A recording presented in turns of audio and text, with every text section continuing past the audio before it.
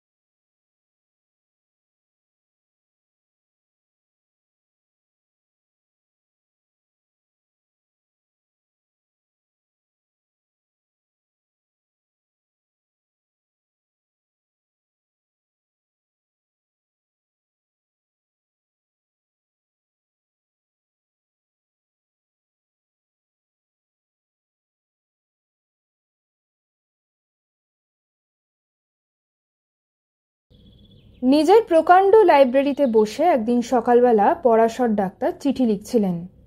চোরের মতো নিঃশব্দে ঘরে ঢুকে নগেন ধীরে ধীরে এগিয়ে গিয়ে তার টেবিল ঘেঁষে দাঁড়ালো। পরাশর ডাক্তার মুখ না তুলেই বললেন, বসো নগেন। চিঠিখানা শেষ করে খামে ভরে চাকরকে ডেকে সেটি ডাকে পাঠিয়ে দিয়ে তবেই আবার নগেনের দিকে তাকালেন। বসতে বললাম যে, এরকম চেহারা হয়েছে কেন? অসুখ নাকি? নগেন ধপ করে একটা চেয়ারে বসে পড়ল। চোরকে যেন জিজ্ঞাসা করা হয়েছে সে চুরি করে কিনা, এই রকম অতিমাত্রায় বিব্রত হয়ে সে বলল, না না, অসুখ নয়। অসুখ আবার কিসের? গুরুতর কিছু যে ঘটেছে সে বিষয়ে নিঃসন্দেহ হয়ে পরাশর ডাক্তার দুহাতের আঙুলের ডগাগুলি একত্র করে নগেনকে দেখতে লাগলেন। মোটা সোটা হাসি খুশি ছেলেটার তেল চকচকে চামড়া পর্যন্ত যেন শুকিয়ে গেছে, মুখে হাসির চিহ্নটুকুও নেই। চাউনি একটু উদ্ভ্রান্ত, কথা বলার ভঙ্গি কেমন খাপছাড়া হয়ে গেছে। নগেন তার মামার বাড়িতে থেকে কলেজে পড়ে। মাস 2 আগে নগেনের মামা শ্রাদ্ধের নিমন্ত্রণ রাখতে গিয়ে পরাশর ডাক্তার নগেনকে দেখেছিলেন। এই অল্প সময়ের মধ্যে এমন কি ঘটেছে ছেলেটা যাতে এরকম বদলে যেতে পারে? ছেলেবেলা থেকে মামার বাড়িতেই সে মানুষ হয়েছে বটে, কিন্তু মামার শোকে এরকম কাহিল হয়ে পড়ার মতো আকর্ষণ তো মামার জন্য তার কোনোদিন ছিল না। বড়লোক কৃপণ মামার যে ধরনের আদর বেচারি চিরকাল পেয়ে এসেছে, তাতে মামার পরলোক যাত্রায় তার খুব বেশি দুঃখ হবার কথা নয়। বাইরে মামাকে খুব শ্রদ্ধাভক্তি দেখালেও মনে মনে নগেন যে তাকে প্রায় জমের বাড়ি পাঠাতো, তাও পরাশর ডাক্তার ভালো করেই জানতেন। পড়ার খরচের জন্য দুশ্চিন্তা হওয়ার কারণও নগেনের নেই, কারণ শেষ সময় কি ভেবে তার মামা তার নামে মোটা টাকা উইল করে রেখে গেছেন। নগেন হঠাৎ কাঁদো কাঁদো হয়ে বলল, ডাক্তার কাকা, সত্যি করে একটা কথা বলবেন, আমি কি পাগল হয়ে গেছি? পরাশর ডাক্তার একটু হেসে বললেন, না তো, তোমার মাথাটাই খারাপ হয়ে গেছে। পাগল হওয়া কি মুখের কথা রে বাবা? পাগল যে হয় অত সহজে সে টের পায় না সে পাগল হয়ে গেছে বলে। তবে দ্বিধা পড়ে খানিকক্ষণ চুপ করে থেকে হঠাৎ নগেন যেন মরিয়া হয়ে জিজ্ঞাসা করে বসল, আচ্ছা ডাক্তার কাকা, প্রেতাত্মা আছে? প্রেতাত্মা মানে তো ভূত? না, নেই। নেই? তবে অনেকক্ষণ ইতস্তত করে, অনেক ভূমিকা করে, অনেকবার শিউরে উঠে নগেন ধীরে ধীরে আসল ব্যাপারটা খুলে বলল। চমকপ্রদ অবিশ্বাস্য কাহিনী। বিশ্বাস করা শক্ত হলেও পরাশর ডাক্তার বিশ্বাস করলেন। মিথ্যা গল্প বানিয়ে তাকে শোনাবার ছেলে যে নগেন নয় তিনি তা জানতেন। মামা তাকেও প্রায় নিজের ছেলেদের সমান টাকা কড়ি দিয়ে গেছেন জেনে প্রথমটা নগেন একেবারে স্তম্ভিত হয়ে গিয়েছিল। মামার এরকম উদারতা সে কোনোদিন কল্পনাও করতে পারেনি। বাইরে যেমন ব্যবহারই করে থাকুন, মামা তার নিজের ছেলেদের মতোই তাকে ভালোবাসতেন জেনে পরলোকগত মামার জন্য আন্তরিক শ্রদ্ধা ভক্তিতে তার মন ভরে গেল। আর এই রকম দেবতার মতো মানুষকে সারা জীবন ভক্তি ভালোবাসার ভান করে ঠকিয়েছে ভেবে তার মনে দারুণ লজ্জা আর অনুতাপ জাগল। শ্রাদ্ধের দিন অনেক রাত্রে বিছানায় শুতে যাওয়ার পর অনুতাপটা যেন বেড়ে গেল। শুয়ে শুয়ে সে ছটফট করতে লাগল। হঠাৎ একসময় তার মনে হলো সারা জীবন তো ভক্তি শ্রদ্ধার ভান করে মামাকে সে ঠকিয়েছে, এখন যদি সত্যি সত্যি ভক্তি শ্রদ্ধা জেগে থাকে, লাইব্রেরি ঘরে মামার তৈলচিত্রের পায়ে মাথা ঠেকিয়ে প্রণাম করে এলে হয়তো আত্মগ্লানি একটু কমবে, মনটা শান্ত হবে। রাত্রি তখন প্রায় 3টে বেজে গেছে। সকলে আলো নিভিয়ে শুয়ে পড়েছে, বাড়ি অন্ধকার। এত রাত্রে ঘুমোনোর বদলে মামার তৈলচিত্রের পায়ে মাথা ঠেকিয়ে প্রণাম করার জন্য বিছানা ছেড়ে উঠে যাওয়াটা যে রীতিমতো খাপছাড়া ব্যাপার হবে সে জ্ঞান নগেনের ছিল। তাই কাজটা সকালের জন্য স্থগিত রেখে সে ঘুমোবার চেষ্টা করল। কিন্তু মন একটুও শান্ত না হলে যে ঘুম আসবার কোনো সম্ভাবনা নেই। কিছুক্ষণ এপাশ ওপাশ করার পর সেটা ভালো করে টের পেয়ে শেষকালে মরিয়া হয়ে সে বিছানা ছেড়ে উঠে পড়ল। লাইব্রেরিটি নগেনের দাদা মহাশয়ের আমলের। লাইব্রেরি সম্পর্কে নগেনের মামার বিশেষ কোনো মাথা ব্যথা ছিল না। তার আমলে গত 30 বছরের মধ্যে লাইব্রেরির পেছনে একটি পয়সাও খরচ করা হয়েছে কিনা সন্দেহ। কয়েকটি অল্প দামি আলমারি আর অনেক দিনের পুরনো, ভিতরগুলি বেশিরভাগ অদরকারি বাজে বইয়ে ঠাসা এবং ওপরে বহুকালের ছেঁড়া মাসিকপত্র আর নানা রকম ভাঙাচোরা ঘরোয়া জিনিস গাদা করা। টেবিলটি এবং কয়েকটি চেয়ার খুব সম্ভব অন্য ঘর থেকে স্থানান্তরিত হয়েছে। দেয়ালে 3টি বড় বড় তৈলচিত্র, সস্তা ফ্রেমে বাঁধানো কয়েকটা সাধারণ রঙিন ছবি ও ফটো টাঙানো। তাছাড়া কয়েকটা পুরনো ক্যালেন্ডারের ছবিও আছে। কোনটাতে ডিসেম্বর, কোনটাতে চৈত্র মাসের বার তারিখ লেখা কাগজের ফলক এখনও ঝুলছে। তৈলচিত্র একটি নগেনের দাদামশায়ের, একটি দিদিমার এবং অপরটি তার মামার। দাদামশাই আর দিদিমার তৈলচিত্র দুটি একদিকের দেয়ালে পাশাপাশি টাঙানো আছে। মামার তৈলচিত্রটি স্থান জুড়ে আছে পাশের দেয়ালের মাঝামাঝি। কারো ঘুম ভেঙে যাবার ভয়ে নগেন আলো জ্বালায়নি, কিন্তু তাতে তার কোনো অসুবিধে ছিল না। ছেলেবেলা থেকে এ বাড়ির আনাচে কানাচের সঙ্গে তার পরিচয়। লাইব্রেরিতে ঢুকে অন্ধকারে সে মামার তৈলচিত্রের পায়ের কাছে এগিয়ে গেল। অস্ফুট স্বরে, আমায় ক্ষমা করো মামা বলে যেই সে তৈলচিত্রের পায়ের কাছে আন্দাজে স্পর্শ করেছে, বর্ণনার এইখানে পৌঁছে নগেন শিউরে চুপ করে গেল। তার মুখ আরও বেশি ফ্যাকাশে হয়ে গেছে, দু চোখ বিস্ফারিত। তারপর নগেন ঢোক গিলে জিভ দিয়ে ঠোঁট চেটে বলল, যেই ছবি ছুঁয়েছি ডাক্তার কাকা, কে যেন আমাকে চড়ে ধাক্কা দিয়ে ঠেলে ফেলে দিলে। সমস্ত শরীরটা ঝনঝন করে উঠল। তারপর আর কিছু মনে নেই। জ্ঞান হতে দেখি সকাল হয়ে গেছে, আর আমি তখনও মামার ছবির নিচে মেঝেতে পড়ে আছি। পরাশর ডাক্তার গম্ভীর মুখে জিজ্ঞাসা করলেন, তোমার এর আগে কোনোদিন ফিট হয়েছিল নগেন? নগেন মাথা নেড়ে বলল, ফিট? না, কোশমিনকালেও আমার ফিট হয়নি। আপনি ভুল করছেন ডাক্তার কাকা, এ ফিট নয়। মরলে তো মানুষ সব জানতে পারে। মামাও জানতে পেরেছেন। টাকার লোভে আমি তাকে মিথ্যা ভক্তি দেখাতাম। ছবি ছোঁয়া মাত্র রাগে ঘেন্নায় আমাকে ধাক্কা দিয়ে সরিয়ে দিয়েছিলেন। সবটা শুনুন আগে, তাহলে বুঝতে পারবেন। সমস্ত সকালটা নগেন মরার মতো বিছানায় পড়ে রইল।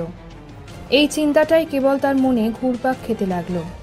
ভক্তি ভালোবাসার ছলনায় টাকা আদায় করে নিয়েছে বলে পরলোকে গিয়ে তার ওপর মামার এহেন জোরালো বিতৃষ্ণা জেগেছে যে তৈলচিত্রটি পর্যন্ত তিনি তাকে স্পর্শ করতে দিতে রাজি নন। যাই হোক, নগেন একালের ছেলে। প্রথম ধাক্কাটা কেটে যাবার পর তার মনে নানা রকম দ্বিধা সন্দেহ জাগতে লাগলো। কে জানে রাত্রে যা ঘটেছে তা নিছক স্বপ্ন কিনা। ধৈর্য ধরতে না পেরে দুপুরবেলা সে আবার লাইব্রেরিতে গিয়ে মামার তৈলচিত্র স্পর্শ করে প্রণাম করল। একবার যদি মামা রাগ দেখিয়ে থাকেন, আবার দেখাবেন না কেন? এবার কিছুই ঘটল না। শরীরটা অবশ্য খুব খারাপ হয়ে আছে। মেঝেতে ধাক্কা যেখানে লেগেছিল মাথা সেখানটা ফুলে টনটন করছে, এবং সকালে লাইব্রেরিতে মামা তৈলচিত্রের নিচে মেঝেতেই তার জ্ঞান হয়েছিল। কিন্তু এতে বড়জোর প্রমাণ হয় রাত্রে ঘুমের মধ্যেই হোক আর জাগ্রত অবস্থাতেই হোক লাইব্রেরিতে গিয়ে সে একটা আছাড় খেয়েছিল। নিজের তৈলচিত্রে ভর করে মামাই যে তাকে ধাক্কা দিয়েছিলেন তার কি প্রমাণ আছে? নগেন যেন স্বস্তির নিঃশ্বাস ফেলে বাঁচল, কিন্তু বেশিক্ষণ তার মনে শান্তি টিকল না। রাত্রে আলো নিভিয়ে বিছানায় শুয়েই হঠাৎ তার মনে পড়ল তার তো ভুল হয়েছে। দিনের বেলা তাকে ধাক্কা দেওয়ার মতো ক্ষমতা তো মামার এখন নেই। রাত্রি ছাড়া তার মামা তো এখন কিছুই করতে পারবেন না। কি সর্বনাশ! তবে তো রাত্রে আর একবার মামা তৈলচিত্র না ছুঁয়ে দেখলে কাল রাত্রের ব্যাপারকে স্বপ্ন বলা যায় না। এত রাত্রে আবার লাইব্রেরিতে যাওয়ার কথা ভেবেই নগেনের হৃৎকম্প হতে লাগলো। কিন্তু এমন একটা সন্দেহ না মিটিয়েই বা মানুষের চলে কি করে? খানিক পরে নগেন আবার লাইব্রেরিতে হাজির। ভয় বুক কাঁপছে, ছুটে পালাতে ইচ্ছে হচ্ছে, কিন্তু কি এক অদম্য আকর্ষণ তাকে টেনে নিয়ে চলেছে মামার তৈলচিত্রের দিকে। ঘরে ঢুকেই সে সুইচ টিপে আলো জ্বেলে দিল। মটকার পাঞ্জাবির ওপর দামি শাল গায়ে মামা দেয়ালে দাঁড়িয়ে আছেন। মাথায় কাঁচা পাকা চুল, মুখে একজোড়া মোটা গোঁফ, চোখে ভৎসনা দৃষ্টি। নগেন এগিয়ে গিয়ে মামার পায়ের কাছে ছবি স্পর্শ করল। কেউ তাকে ঠেলে সরিয়ে দিল না, কিন্তু সমস্ত শরীরটা হঠাৎ যেন কেমন অস্থির অস্থির করতে লাগলো। তৈলচিত্র থেকে কি যেন তার মধ্যে প্রবেশ করে ভেতর থেকে তাকে কাঁপিয়ে তুলছে। তবু নগেন যেন বাঁচল। ভয়ের জন্য শরীর এরকম অস্থির হতেই পারে, সেটা সামান্য ব্যাপার। ফিরে যাওয়ার সময় আলোটা নিভিয়েই নগেন আবার থমকে দাঁড়িয়ে পড়ল। তার আর একটা কথা মনে এসেছে। কাল ঘর অন্ধকার ছিল, আজ আলো থাকবার জন্য যদি মামা কিছু না করে থাকেন। নগেনের ভয় অনেকটা কমে গিয়েছিল। অনেকটা নিশ্চিন্ত মনেই সে অন্ধকারের তৈলচিত্রের কাছে ফিরে গেল। সে জানে অন্ধকারে তৈলচিত্র স্পর্শ করলেও কিছু হবে না। ঘরে একটা আলো জ্বলছে কি জ্বলছে না তাতে বিশেষ কি আসে যায়। ইতস্তত না করেই সে সোজা তৈলচিত্রের দিকে হাত বাড়িয়ে দিল। পরক্ষণে ঠিক প্রথম রাতের মতো জোরে ধাক্কা দিয়ে মামা আমায় ফেলে দিলেন ডাক্তার কাকা। অজ্ঞান হয়ে গেলে?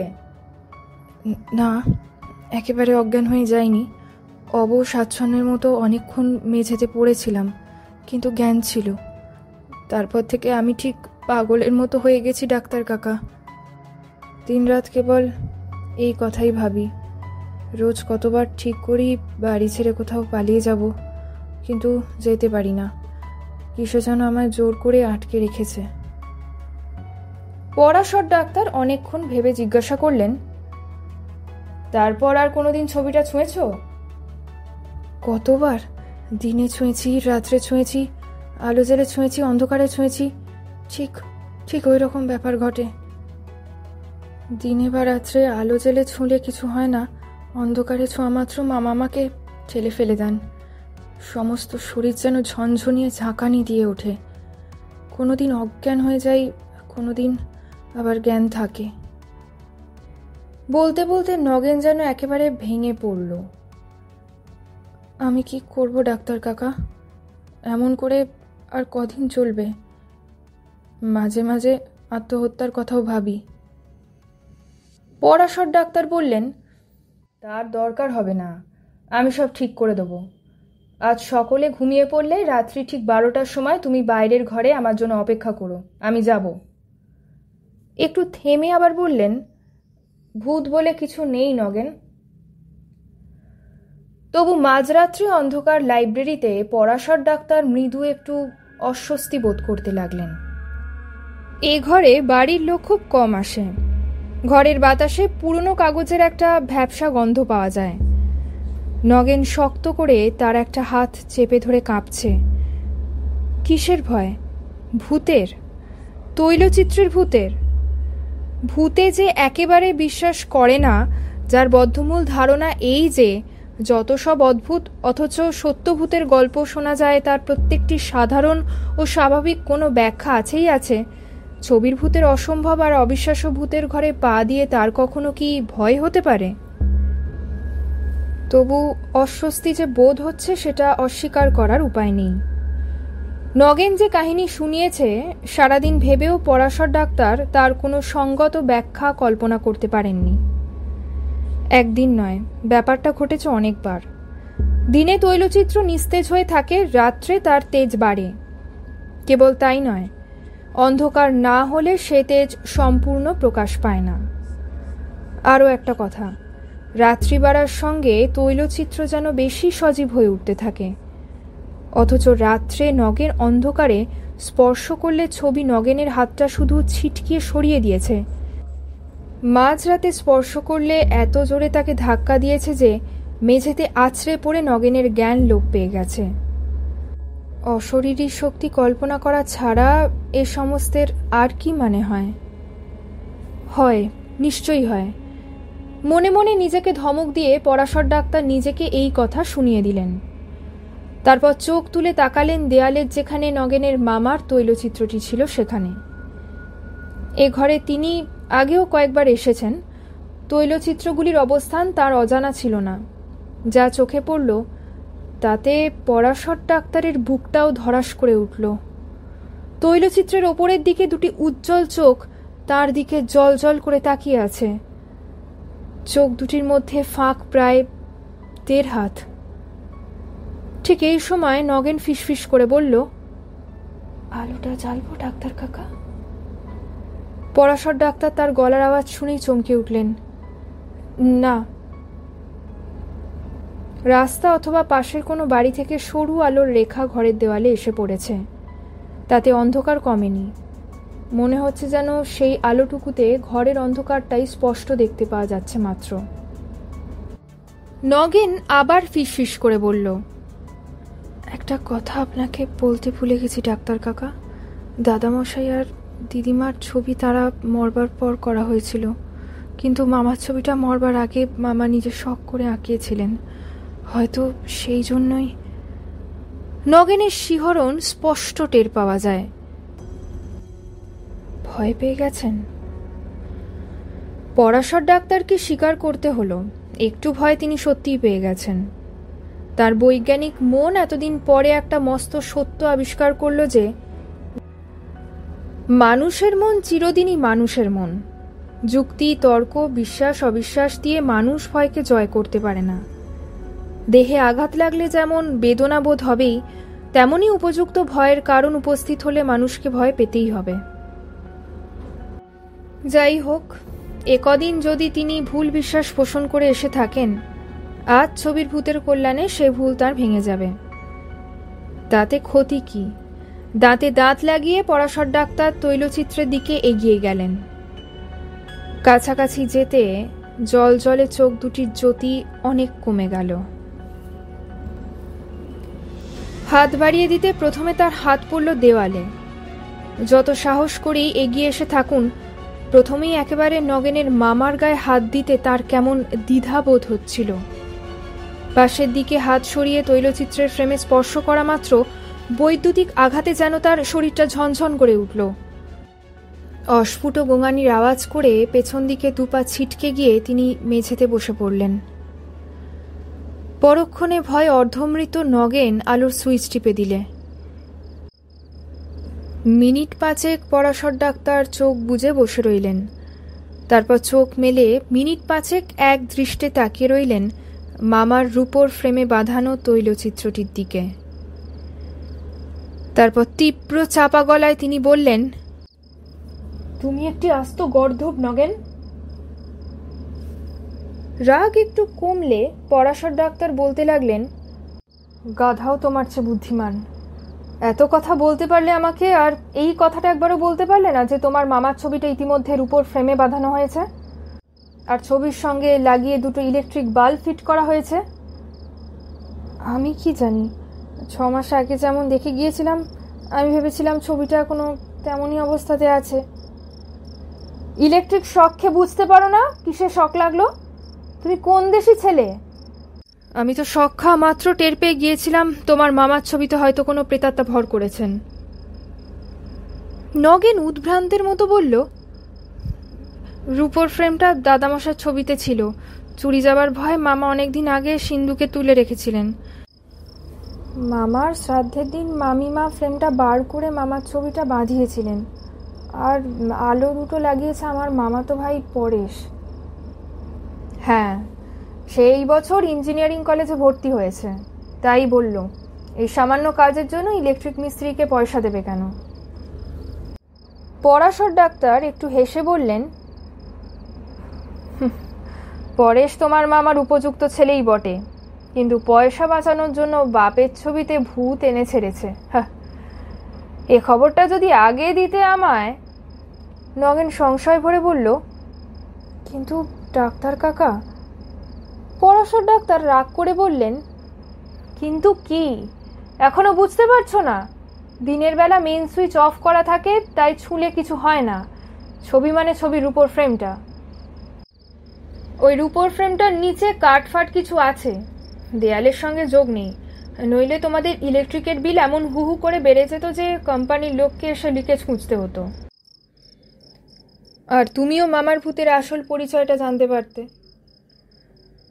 সন্ধ্যার পর বাড়ির সমস্ত আলো জ্বলে, আর বিদ্যুৎ তামার তার দিয়ে যাতায়াত করতে বেশি ভালোবাসে কিনা, তাই সে সময় ছবি ছুঁলে তোমার কিছু হয় না। আর এই ঘরের আলোটা জ্বাললেও তাই হয়। মাঝরাত্রে বাড়ির সমস্ত আলো নিভে যায়, তখন ছবিটা ছুঁলে আর কোনো পথ খোলা নেই দেখে বিদ্যুৎ অগত্যা তোমার মতো বোকা হাওয়ার শরীরটা দিয়েই। পরাশর ডাক্তার চুপ করে গেলেন। তার হঠাৎ মনে পড়ে গেছে, সুযোগ পেলে তার শরীরটা পথ হিসাবে ব্যবহার করতেও বিদ্যুৎ দ্বিধা করবে না।